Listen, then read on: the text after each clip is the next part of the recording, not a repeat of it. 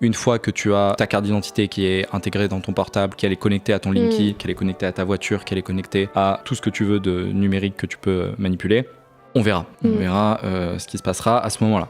En tout cas, c'est un peu comme le traitement pendant le Covid sur l'aspect... Mais vous avez vu ces gens qui sont contre le vaccin ? C'est absolument les horreurs, tu sais. Bon, moi j'ai juste vu ça de loin, tu vois, parce que j'étais un golem et que je me disais, bon, ouais, mais bon, voilà, oui, mais le consensus scientifique, oui, mais machin. La seule chose que j'ai vu, c'est du foutage de gueule de ces gens, en mode, mais regardez, c'est complètement des crétins.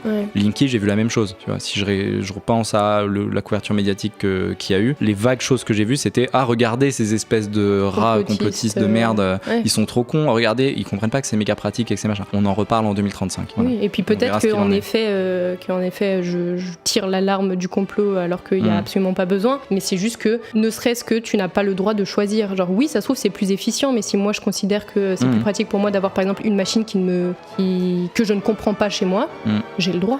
En fait. Ou alors il faut qu'on m'explique clairement pourquoi c'est installé, et pas juste qu'on me dise oui mais vous allez faire des économies et respecter la planète. Et là où c'est tout de suite effectivement complotiste, c'est que potentiellement aujourd'hui c'est effectivement anodin, c'est juste c'est pas grave, etc.